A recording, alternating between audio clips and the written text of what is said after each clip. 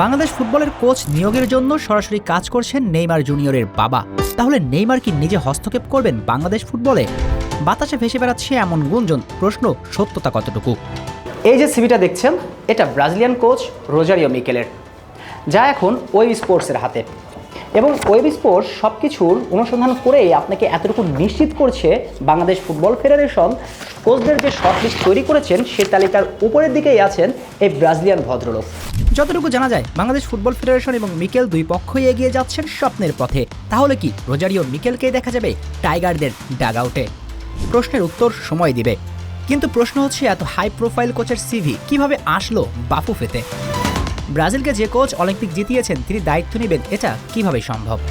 গুঞ্জন আছে স্বয়ং নেইমার জুনিয়রের বাবা রোজারিও মিকেলের সঙ্গে কথা বলে বাফুফের কাছে সিভি পাঠায়। প্রথম অবস্থায় বাফুফে এই ব্যাপারে গুরুত্ব দেয়নি, কারণ রোজারিও মিকেলের বেতন মেটানো বাফুফের জন্য অসম্ভব। কিন্তু এখানেই কলকাঠি নাড়ছেন নেইমার সিনিয়র। মিকেলকে বেতন কমানোর জন্য সাবেক বার্সা সুপারস্টারের বাবা অনুরোধ করবেন, এমন গুঞ্জনও শোনা যাচ্ছে। আর গুঞ্জন সত্য হলে আসলে যদি এই কোচ দায়িত্ব নেন, তাহলে বাংলাদেশ ফুটবলের জন্য হবে এক নবদিগন্তের সূচনা।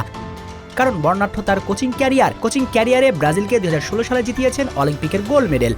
এছাড়াও ব্রাজিলের বয়সভিত্তিক দলগুলোর ডাগ আউটে দাঁড়িয়ে পেয়েছেন ঈশ্বরীয় সব সাফল্য। নেইমার, মার্কুনিহাস, গ্রাভিয়েল জেসুসের মতো তারকাকে কোচিং করিয়েছেন রোজারিও মিকেল। এখন দেখার অপেক্ষা তার হাতে দায়িত্ব চায় কিনা। তবে আবারও বলে রাখা ভালো, নেইমার এবং তার বাবা তার সঙ্গে যোগাযোগ করে বাংলাদেশে সিভি পাঠিয়েছেন, এটা কেবলই গুঞ্জন। কিন্তু তিনি যে বাফুফের শর্ট লিস্টের তালিকার উপরের দিকে আছেন সেটা শতভাগ নিশ্চিত।